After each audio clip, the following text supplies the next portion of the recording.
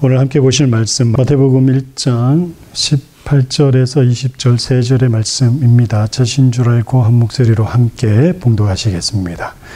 예수 그리스도의 나심은 이러하니라. 그의 어머니 마리아가 요셉과 약혼하고 동거하기 전에 성령으로 잉태된 것이 나타났더니 그의 남편 요셉은 의로운 사람이라.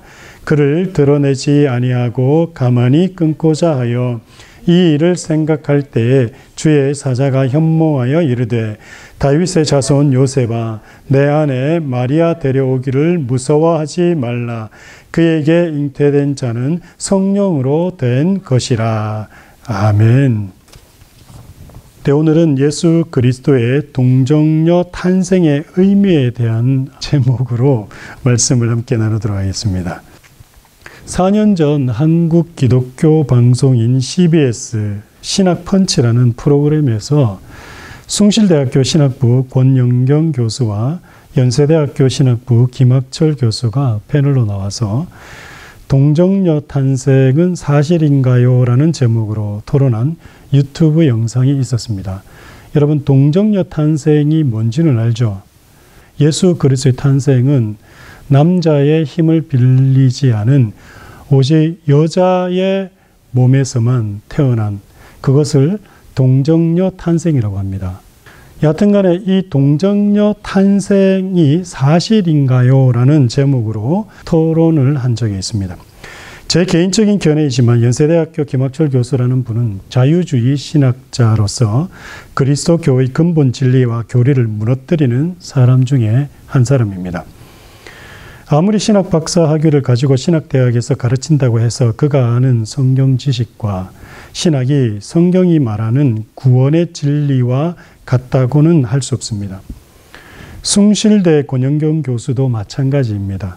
물론 이 두 분의 학문적 지식을 비하하려는 의도는 전혀 없습니다.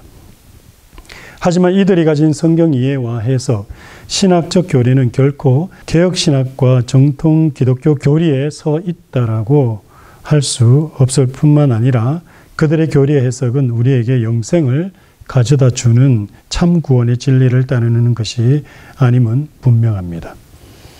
오늘 말씀의 내용인 예수 그리스도의 동정녀 탄생에 대해서 권영경 교수와 김학철 교수는 이렇게 말합니다. 기독교의 근본 진리를 이해하고 참된 구원의 신앙을 얻기 위해 꼭 예수 그리스도의 동정녀 탄생이 우리 믿음의 중요한 비중을 차지할 필요는 없다.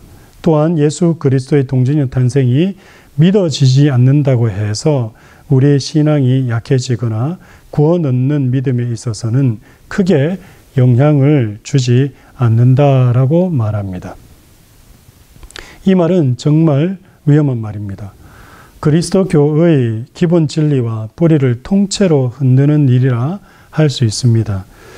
예수 그리스도의 부활 승천 후 초대교회가 확장되어 나아갈 때 사도 바울은 자신의 서신서를 통해 그리스도교의 근본 진리가 되는 교리를 왜 먼저 확립하게 되었으며 사도들이 자신들이 죽기 전 마지막으로 남긴 복음서를 통해 예수가 누구신지를 왜 분명히 하려 했던 것이겠습니까? 또한 그리스도교의 교리와 신학이 초대교회 속사도들과 교부시대에 이르러 왜 교회의 변함없는 구원 진리로 정립하게 된 것이겠습니까? 그것은 성경이 말하는 참된 구원의 진리를 명확히 하고 바른 믿음을 이해하고 믿음으로 참된 구원의 길과 이단들로부터 교회를 지키고 보호하기 위함이었습니다. 동정녀 탄생에 대해서 지금 세상이 아예 믿으려고도 하지 않고 중요하게 생각도 안 해요. 그리고 교회는요, 동정녀 탄생에 대해서 이제는 더 이상 얘기하지 않아요. 교회를 어렸을 때부터 20년, 30년 전에 교회를 나가보지 않은 사람들은 지금 상황은 이해 안 될 거예요. 저희는요, 제가 어렸을 때는요, 12월 달이 되면 목사님들이 동정녀 탄생에 대해서 그렇게 외치셨어요. 그런데 지금 오늘날 교회 유튜브를 통해서 확인해 보세요. 동정녀 탄생에 대해서 전하고 선포하는 목사님들이, 설교가들이, 목회자들이 몇 명이나 되는지를, 심지어 신학 교수들이요, 제가 말씀을 드리잖아요. 동정녀 탄생 그거 우리가 구원받는데 크게 문제가 안 되라고까지도 얘기해요. 아니에요. 오늘 제가 전하는 이 말씀을 여러분 잘 들으셔야 돼요. 이게 정말 우리 구원과 직결되는 내용이다라는 사실을 알아야 됩니다. 그래서 제가 피 끓는 그런 심정으로 말씀을 전하는 거예요. 예수 그리스도의 탄생이 중요한 시기에, 그리고 이 동정녀 탄생이 가지는 의미가 무엇인지에 대해서 정말 피를 토하는 심정으로 막 여러분에게 전하고 싶어서 그러는 겁니다. 여러분, 초대교회 사도들이요, 왜 교리를 먼저 세웠을까요? 그들에게는요, 절박함이 있었어요. 왜요? 예수 그리스도가 누구신지에 대해서 정확하게 전달하지 않으면, 그리고 그들에게 전하지 않으면 어떤 일이 생기기 때문에, 예수를 믿어도 허투루 믿게 되고요, 예수를 알아도 잘못 알기 때문에 구원받는 신앙이 아니라, 구원 얻는 신앙이 아니라 지옥 가는 신앙이 되어버리기 때문에 초대교회 예수님의 제자들인 사도들이요, 최초의 사도 바울이 교리부터 먼저 정립했던 거예요. 그리스도 교회의 교리와 신학이 초대교회 속사도들과 교부 시대에 이르러서 왜 교회의 변함없는 구원 진리로 정립하게 된 것이겠습니까? 그것은 성경이 말하는 참된 구원의 진리를 명확히 하고 바른 믿음을 이해하고 믿음으로 참된 구원의 길과 이단들로부터 교회를 지키고 보호하기 위함입니다. 여러분, 동정녀 탄생을 믿지 못하면 구원받는 신앙이 될 수 없습니다. 그런데 김학철 교수가 뭐라고 얘기하냐면, 동정녀 탄생을 믿지 않아도 우리가 구원받는 그 믿음과 신앙에는 크게 영향을 끼치지 않는다라는 말도 안 되는 소리를 했다니까요. 그리고 그걸 수많은 사람들이 몇십만 명이 듣고 보고 그걸 갖다가 괜찮다라고 생각하는 시대가 오늘날이라는 거예요. 왜 초대교회 예수님의 제자들이 교리를 세웠겠습니까? 부활 승천하신 예수 그리스도가요, 이 땅에 더 이상 존재하지 않았어요. 부활 승천하셨으니까 예수님이 안 계시는 거예요. 근데 문제는 뭡니까? 제자들은 지금 예수를 전해야 되잖아요. 전해야 되는데 예수가 없어요. 없으니까 어떻게 전해요? 더더욱이 사도 바울은 유대인들에게 전한 것이 아니라 누구에게? 이방 사람들에게 전해야만 했습니다. 이방 사람들은 예수 존재 자체도, 예수를 한 번도 본 적도 없어요. 그들에게 예수를 전해야 되는데, 이러한 상황 속에서 예수 그리스도가 누구신지 명확한 정의와 이해 없이는요, 그리스도 교회의 근본 진리가 흔들릴 수 있다는 것을 사도들은 너무나도 잘 알았기 때문에 그들의 당면한 문제가 뭐냐? 바로 교리를 세우는 것이었다는 거예요. 그리스도 교회의 교리라는 것. 그래서 초대교회는 예수 그리스도가 부활 승천 후에 예수가 누구신지를 명확히 해야 할 필요가 있었으며, 또한 이방 선교를 위해 예수를 이방인들에게 전함에 있어서 예수가 누구신지에 대해서 분명한 교리적 정립과 신학적 체계가 있어야 했습니다. 그래서 사도들은 예수 그리스도가 누구신가에 대해서 정립할 때 제일 먼저 한 것이 뭐냐면, 그 예수 그리스도가 누구신지를 정립하려고 할 때 제일 먼저 한 게 뭐라고요? 신성이라고. 예수 그리스도의 신성. 예수 그리스도의 신성이 뭡니까? 예수 그리스도의 하나님 되심이라는 거예요. 여러분, 요한복음 20장 말씀 한번 찾아보세요. 요한복음 20장 28절 말씀은요, 예수님의 제자 도마의 신앙 고백이기도 하지만 초대교회가, 특히 사도 요한이 예수 그리스도에 대해서 기록하면서 예수가 누구신지를 남기고 싶었던 그의 의지가 담겨있는 표현입니다. 여러분, 요한복음 20장 28절 다 같이 한번 읽어보겠습니다. 요한복음 20장 28절 시작. 도마가 대답하여 이르되 나의 주님이시요 나의 하나님이시니이다. 누구를 향해서 말하는 겁니까? 예수 그리스도를 향해서 말하고 있는 거예요. 예수 그리스도가 누구시라고요? 주님이시고 하나님이시다. 그래서 초대교회는 예수님에 대해서 제일 먼저 정립한 교리가 뭐라고요? 예수는 하나님이시다. 그래서 예수 그리스도의 신성을 먼저 정립을 했습니다. 예수 그리스도가 하나님이심을 먼저 선포했다라는 겁니다. 그리고 초대교회는 예배의 대상으로, 그리스도인의 신앙의 대상으로 누구를 정했다고요? 예수 그리스도가 신앙과 예배의 대상임을 분명히 했습니다. 물론 삼일체 하나님이 우리의 예배 대상이십니다. 하나님은 삼위일체로 존재하시는 분이시기 때문에. 하지만 예수 그리스도를 예배 대상으로 예배함으로 삼위일체 하나님이 함께 다 예배가 되는 거예요. 예배 대상이 되는 거예요. 그거는 나중에 삼위일체 교리를 또다시 한번 제가 설명할 기회가 되면 조금 더 자세하게 설명드릴게요. 근데 문제가 하나 생겼습니다. 뭐냐면 예수 그리스도가 하나님이심을 믿고 고백하는 데는 모두가 다 어디 가서 전도를 하든 그리고 이방 사람들이 예수를 알게 되든 어느 환경 속에서 어떤 여건 속에서 또 어떤 지역에서든 예수 그리스도가 하나님이심을 믿고 고백하는 데는 큰 문제가 이견이 없었어요. 근데 예수 그리스도의 신성을 너무 강조한 나머지 어떤 일이 발생했냐면 예수 그리스도의 인성에 대한 논란이 일어나기 시작합니다. 시간이 지나서 공교회는 예수 그리스도의 인성에 대해서도 분명히 정립해야 할 당위성에 직면했습니다. 그래서 공교회는 예수 그리스도는 하나님이시자 완전한 인간임을 성경 27권을 통해 확인하게 됩니다. 이게 뭔 말이냐면 예수 그리스도가 누구시냐? 하나님이시다라고 정립을 내가 막 전했단 말이에요. 전하다 보니까 또 무슨 문제가 생기냐. 하나님이신데 이분은 또 이 땅에 실질적인 사람으로 오셨단 말이에요. 사람이 되셨단 말이에요. 그러다 보니까 인성에 대한 문제가 일어나기 시작한 거라는 거예요. 왜냐? 하나님 신은 믿을 수가 있는데 인간 예수를 믿으려니까 이게 안 맞는 거예요. 그래서 인성에 대한 정립도 필요하게 되었다라는 것을 말씀을 드리는 거예요. 예수 그리스도의 인성을 정립함에 있어서 문제가 발생하기 시작했는데 바로 인간의 원죄의 유전에 대한 문제에 봉착하게 되는 겁니다. 왜냐하면 예수 그리스도의 구속사역은 그의 흠없는 인성으로 이루어진 참된 구속이어야 하는데 예수 그리스도가 참 사람으로 나심은 맞지만 히브리서 4장 15절에서 말씀하시듯 예수 그리스도의 인성에 죄가 없어야 함을 어떻게 증명할 것인가라는 문제에 봉착하게 된 거예요. 자, 다시 한번 설명을 드려요. 초대교회가 예수가 누구신지에 대한 분명한 교리 정립이 필요하게 되었다라고 말씀을 했죠. 그래서 제일 먼저 정립한 게 뭐라고? 예수 그리스도의 신성, 하나님 되심을 정립을 했습니다. 하나님이시다라고 전화를 하다 보니까 또 문제가 생기게 뭐라고요? 그분이 하나님이신데 그분은 또 이 땅에 실질적으로 존재해 계셨던 분이잖아요. 사람으로, 인간으로. 그러니까 예수님의 제자들이 그 인성을 또 정립을 해야 되는 상황이 온 거예요. 근데 사람이다라고 해버리면 문제가 또 생기는 게 있어요. 뭐냐면 우리는 누구의 후손이에요?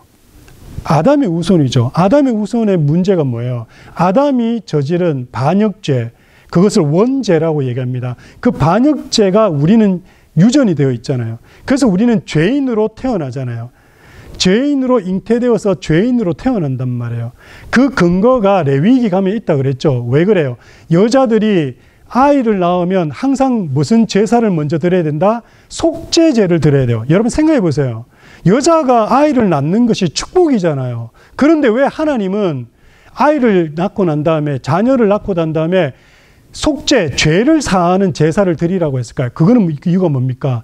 우리는 죄를 가지고 태어나는 거예요. 그게 원죄라고 합니다. 아담 이후의 모든 인간들은 하나님을 반역한 백성이기 때문에 그 죄의 대가로 죄의 본성을 가지고 태어나서 죄인으로 태어나는 거예요. 자, 그렇다면 문제가 생기잖아요. 무슨 문제? 예수 그리스도의 인성에 문제가 생겨요. 그분이 사람으로 이 땅에 오셨다라고 증거를 해야 되는데, 선포를 해야 되는데, 사람이면 어떤 일이 생깁니까? 인간으로서 죄를 가지고 있을 수밖에 없잖아요. 그러니까 예수님이 죄를 가지고 있으면 예수님이 십자가에서 죽으신 그 속죄는 어떤 일이 되어버립니까? 아무 우리에게 효과가 없는 거예요. 죄 없이 죽으셔야만 되는데, 그러면 그분이 죄 없는 인간으로 태어나셔야 되는 거예요. 그것을 어떻게 증명할 것인가에 대해서 초대교회 사도들과 교부들이 고민을 했던 거예요. 그리고 찾아보기 시작한 겁니다. 무엇을요? 성경을. 그래서 찾아낸 근거가 바로 오늘 우리가 본문으로 읽었던 마태복음 그리고 누가복음에 기록된 이야기예요. 예수님의 탄생에 대해서 기록하고 있는 것은 복음서에서 마태복음과 누가복음 두 군데 있습니다. 그리고 동정녀 탄생에 대해서 그 두 복음서는 정확하게 얘기하고 있는데요. 오늘 마태복음 1장 18절만 한번 다시 보시기 바랍니다. 마태복음 1장 18절 다시 한번 보시기 바라요. 다 같이 읽겠습니다. 시작. 예수 그리스도의 나심은 이러하니라. 그의 어머니 마리아가 요셉과 약혼하고 동거하기 전에 성령으로 잉태된 것이 나타났더니. 아멘. 지금 마태복음에서 뭐라고 얘기하고 있습니까? 예수님이 어떻게 태어났냐 하면 잘 보세요. 그의 어머니 마리아가 요셉과 약혼하고 뭐 하기 전에? 동거하기 전에. 여러분, 오늘날 결혼 풍조는요, 옛날 고대 사회, 특히 이스라엘 땅의 결혼 풍습하고는 너무나 달라요. 어떤 거냐면 이스라엘은요, 고대 사회 이스라엘은요, 지금도 마찬가지지만 약혼을 1년 전에 합니다. 몇 년 전에 하는 경우도 있어요. 약혼부터요. 약혼했다 그래가지고 두 남녀가 만날 수 있냐? 못 만납니다. 절대 못 만나요. 오늘날은 쉽게 만나죠. 남자 여자끼리. 근데 안 그래요. 이스라엘은요. 약혼하고 나서 정혼할 때가 되면 그제서야 신랑이 신부를 데리러 갑니다. 그리고 식을 다 치르고 나서야 그제서야 남자와 여자가 함께 합방을 합니다. 그게 최하 1년에서 몇 년이 걸려요. 그게 이스라엘의 지금 유대교, 유대인들도 마찬가지 풍습이에요. 그래서 약혼하고 동거하기 전이라는 것은 마리아가 아직까지 남자와 한 번도 어떤 동거, 어떤 함께 잠자리를 한 경우가 없는 걸 얘기하는 겁니다. 그런데 그런 상황에서 지금 어떻게 됩니까? 아이를 가진 거예요. 근데 그 아이가 어떻게 됐다고요? 성령으로 잉태가 되었다라고 얘기를 하는 겁니다. 여러분, 이게 왜 그러면 중요하냐? 이게 왜? 마태복음 1장 18절과 20절에서 똑같이 얘기하죠. 바로 이것이 바로 그리스도의 인성에 관련해서 아주 중요한 두 가지 진리를 우리에게 선포하고 있기 때문인 겁니다. 그 첫 번째는 성령께서 예수 그리스도의 인성을 만드셨다라는 거예요. 이 말이 뭐냐? 즉 성령께서 예수 그리스도의 인성을 우리와 같은 영혼과 육체를 가진 존재로 예수님의 몸을 창조하셨다라는 거예요. 성령께서 예수님의, 그러니까 성자 하나님이 거하실 예수 그리스도의 몸을 만드셨다라는 거예요. 근데 몸을 만들 때 어떻게 만드셨냐 하면 몸만, 이 육신만 만든 것이 아니라 예수 그리스도의 영혼과 육을 동시에 만드셨어요. 함께 만드셨어요. 근데 여기서 중요한 것도 우리가 잊지 말아야 되는 것, 성령도 그러면 어떤 분이시라는 거예요? 창조주 하나님이시라는 거예요. 창세기 1장에 하나님이 인간을 만드시죠. 지금 성령께서 예수님의 몸을 만드셨다니까, 인성을 만드셨다니까. 근데 예수님 몸을 만드실 때 몸만 만드신 게 아니라 예수님의 영혼과 함께 육을 만드신 거예요. 누가요? 성령이요. 그래서 성령도 어떤 분이시라고요?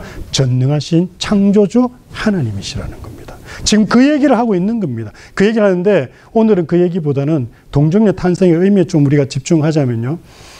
어쨌거나 예수께서요, 영혼과 육을 다 가진 참된 인간으로 창조가 됐어요. 예수님은 성육신 하실 때 인간의 몸만 입으신 것이 아닙니다. 예수 그리스도의 신성이 인간의 몸과 결합한 것이 아니에요. 그러니까 성자 하나님이 인간의 몸을 입고 안에 있는 영혼은 하나님 신성이고 몸만, 육체만 가진 그런 분이 아니라는 거예요. 만약에 그렇게 생각하고 믿으면요, 여러분 구원받을 수 없는 이단이 되는 겁니다. 그런데 오늘날 이 진리를 가르치는 교회가 없습니다. 예수 그리스도의 인성을 그저 성자 하나님께서 인간의 육신만 입으셨다라고 생각하는 신자들이 그렇게 이야기하는 교회가 많습니다. 한 번 더 말씀드려요. 그렇게 믿으면 지옥 갑니다. 교부시대 공교회는요, 구원 얻는 참된 신앙에 대해서 이렇게 정리했습니다. 아타나시우스 신경이라고 있는데 그 신경의 그 전문을 보면 첫 번째 부분은 이제 삼일체에 대해서 이야기하는 건데 오늘은 삼일체 이야기를 하는 거 아니니까 예수 그리스도에 대해서 그리스도론에 대해서 이야기하는 부분만 제가 읽어드리면서 설명을 할 테니까 여러분 잘 들어보세요. 먼저 아타나시우스 전문의 첫 번째 문장이 뭐라고 얘기하는지 잘 들어보세요. 누구든지 구원받으려면 우선 공교회의 신앙을 가져야 합니다. 구원받으려면 뭘 가져야 된다고요? 공교회가 정립한 교리, 그것을 가져야 된다. 그러니까 여러분들이 구원받기 위해서는 지금 공교회에서 결행한, 정리한, 그리고 확정한 이 교리대로 믿어야지만 어떻게 된다고요? 구원받는다라는 거예요. 이 신앙을 완전 무결하게 지키지 않으면 반드시 영원히 멸망할 것입니다. 여러분 이대로 믿지 않으면 멸망될 거라고 얘기하는 거예요. 지옥 간다라고 얘기하는 거예요. 그러면서 뭐라고 얘기하냐? 공교회의 신앙은 이것입니다 라고 얘기하면서 삼일체 교리를 쭉 얘기하고요. 그리고 이제 중간 이 후반부 부분에서 그리스도론에 대해서 이야기합니다. 제가 읽어드릴게요. 또한 영원한 구원을 받으려면 반드시 우리 주 예수 그리스도의 성육신을 신실하게 믿어야 합니다. 무엇을 믿어야 한다고요? 성육신, 예수 그리스도 성육신. 예수 그리스도의 성육신이 뭡니까? 하나님이신 그분이 참된 인간으로 이 땅에 오셨다라는 것, 인간으로 오셨다라는 것이 성육신입니다. 그것을 믿어야 된다라고 얘기하는 거예요. 참 믿음은 이것입니다. 우리 주 예수 그리스도가 하나님의 아들이시며 하나님이면서도 동등하게 인간임을 믿고 고백하는 것입니다.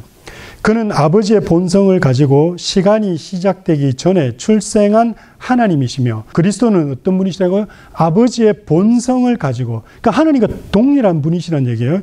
시간이 존재하기 전, 창조되기 전에는 시간이 없었죠. 그죠? 창조된 이후로 시간이 생겼잖아요. 그 창조되기 전부터 어떻게 출생한 하나님. 그러니까 예수 그리스도 성자 하나님은 성부 하나님으로부터 출생했다라고 교부들이 정리를 한 거예요. 성자 하나님에 대해서. 그리고 시간 안에서, 시간이 시작되었죠. 시간 안에서 그 어머니의 본성을 가지고 출생한 인간입니다. 마리아는 인간이죠. 그래서 인간과 똑같은 인성을 가지시게 되었다라는 거예요. 누가요? 그리스도가. 하나님이신데 또 인간과 똑같은 인성을 지닌 분으로 이 땅에 성육신 하셨다라는 거예요. 그는 완전한 하나님이며 이성적 영혼과 인간의 육체를 가진 완전한 인간이었습니다. 자, 여러분들은, 저와 여러분들은 우리는 영혼이 있고 육신이 있죠. 그죠? 물질적인 이 육신과 그 다음에 우리가 그 눈으로는 보이겠지만 영혼이라는 게 있잖아요.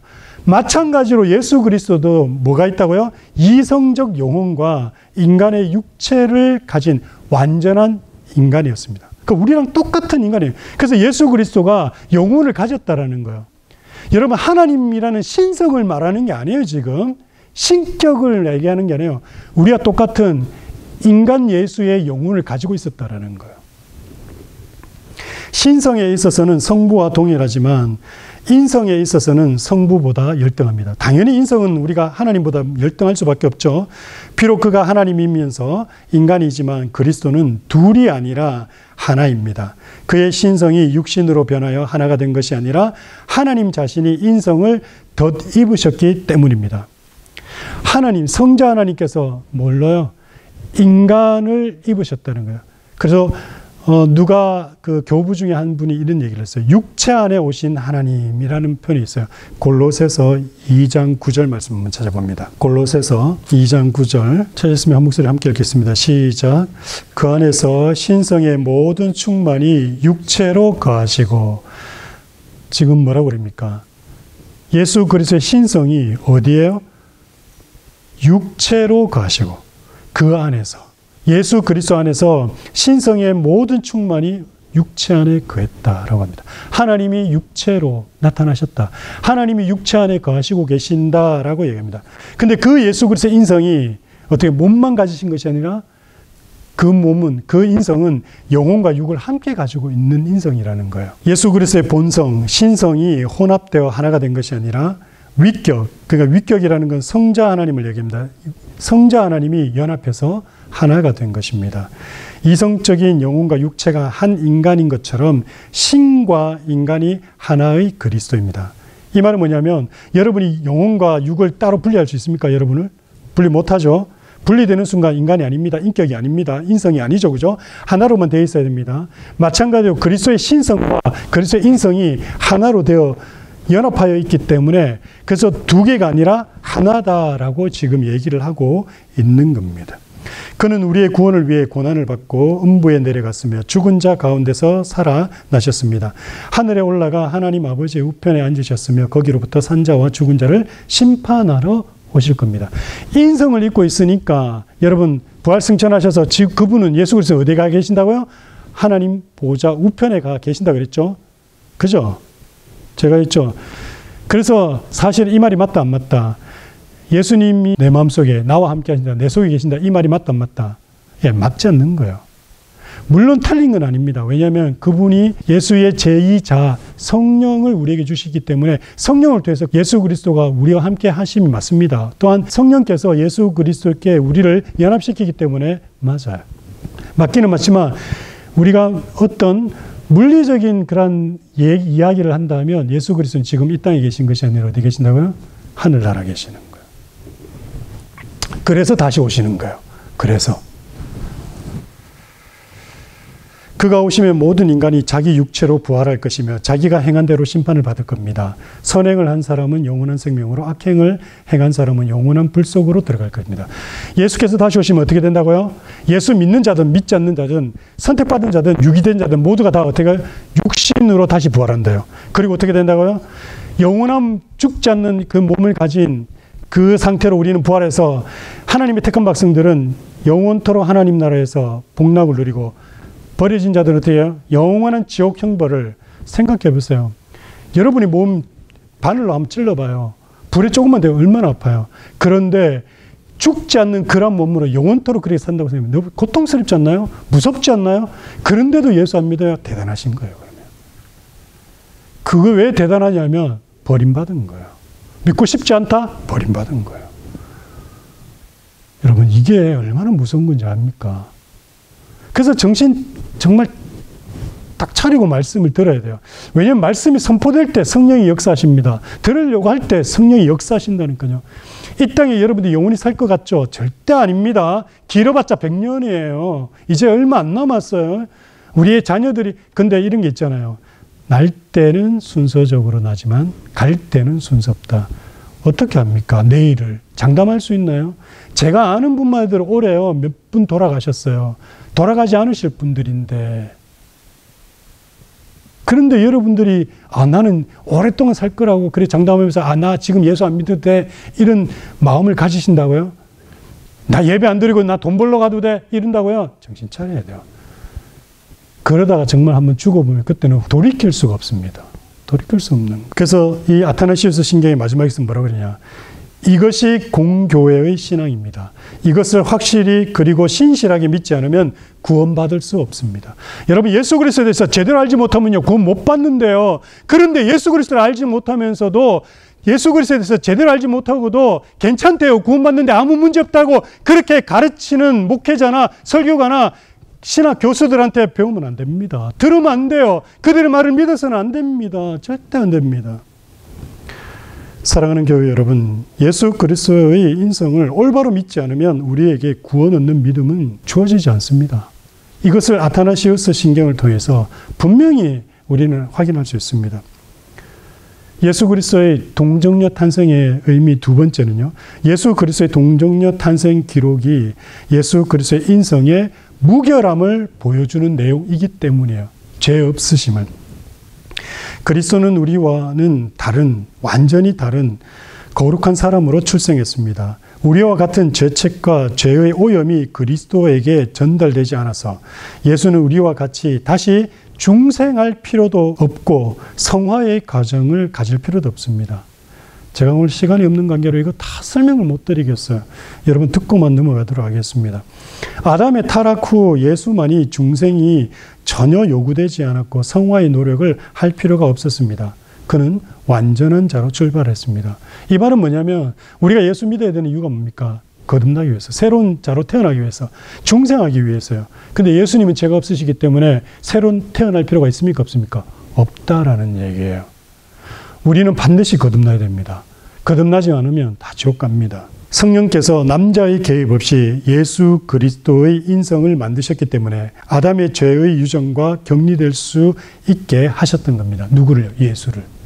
우리는 남자의 힘으로 태어났기 때문에, 그리고 남자의 힘을 빌리지 않으면 태어나지 못하잖아요. 태어났기 때문에 우리는 죄인으로 태어나니까 거듭나야 돼요. 하지만 예수 그리스도는 남자의 힘을 빌리지 않으셨기 때문에 어떻게 해요? 성화의 과정 이런 거 필요 없다라는 거예요. 따라서 그리스도의 인성은 하나님의 거룩자로 창조되었습니다. 그러므로 예수의 생애는 시험과 유혹에 대해 죄 있는 반응을 하지 않았고 투쟁을 거쳐 성화해로 나가지 않았습니다. 우리는 날마다 죄에 대해서 투쟁을 하죠. 죄를 막 짓는 거에 대해서, 죄 짓는 거에 대해서 좀 여러분 마음에 양심의 가책이 느껴지죠. 근데 예수님은 그럴 필요가 없어요. 왜요? 죄가 없으시니까. 예수는 처음부터 윤리에 있어서 온전한 인간이었습니다. 우리는 그의 공생에 준 거룩애로의 진보를 전혀 알지 못합니다. 그는 시험과 유혹에도 죄로의 끌림이 전혀 없었습니다. 여러분들은 막 저녁에 막 게임하고 싶고 막 유튜브 보고 싶고 나쁜 짓 하고 싶고 이상한 거 보고 싶고 할 때 어때요? 막 끌리죠? 고민되죠?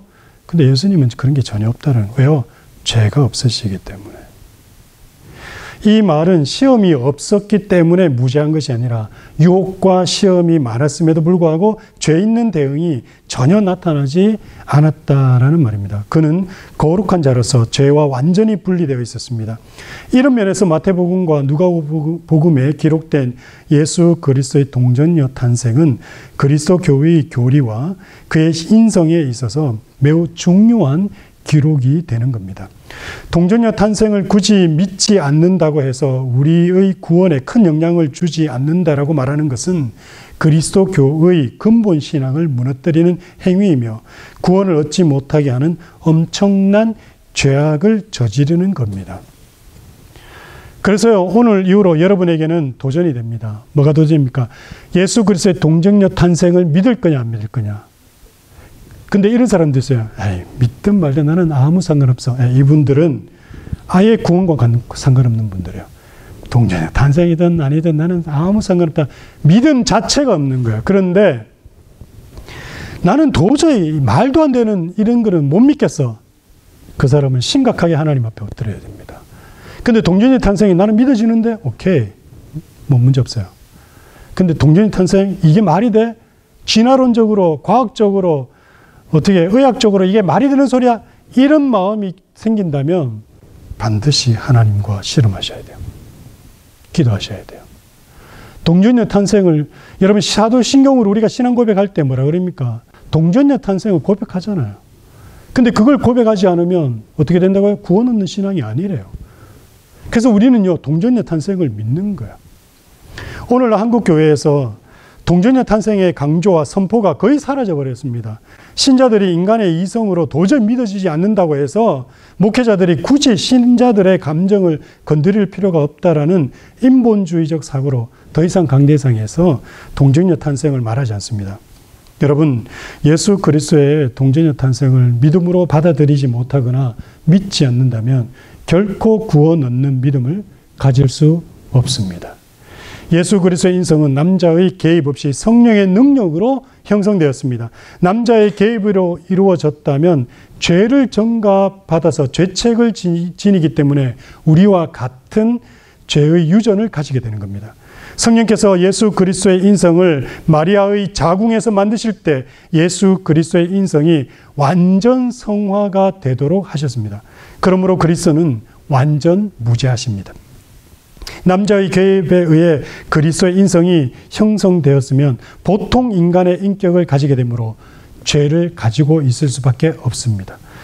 그리스도는 첫 언약의 대상인 아담의 후손이 아니라 로마서에서 말하듯 두 번째 새 아담으로 고린도전서 15장에서 말씀하듯 그리스도는 하늘의 인격을 지닌 자로 말합니다.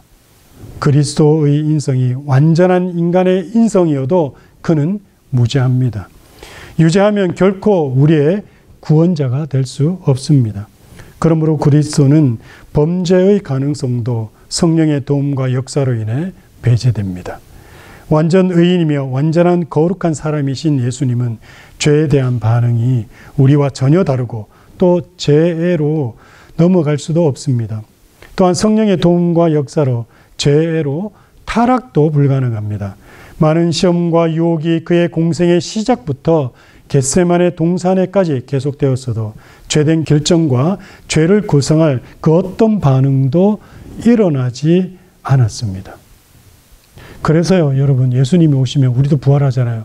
예수님과 똑같은 우리 육신을 입잖아요. 그죠? 그때는 죄가 우리도 소멸되기 때문에, 죄가 소재가 되기 때문에 죄의 유혹을 안 받게 되는 거예요. 안 받게 되는. 그래서 예수님의 몸이 중요한 겁니다. 예수님의 인성이 중요한 거예요. 그걸 알아야만 되는 겁니다. 그거 모르고 예수 믿는다 그러면 가짜잖아요. 왜요?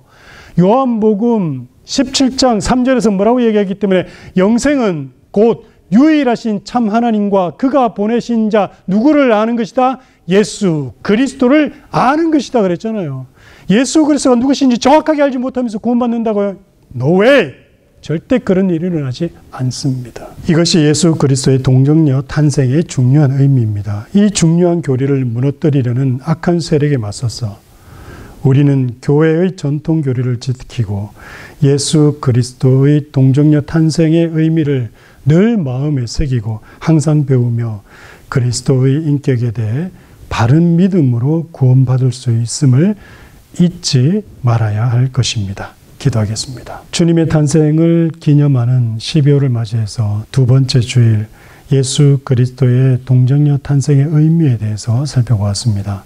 주님, 주 예수 그리스도의 동정녀 탄생이 우리에게 주는 가장 중요한 그 교리적 내용을 이해함으로 우리의 구원이 확실히 정립되어지고 또 지켜질 수 있도록 역사해 주옵소서. 모든 것 주님께 맡기고 주 예수 그리스도를 믿으며 거룩하신 예수님의 이름으로 기도드립니다.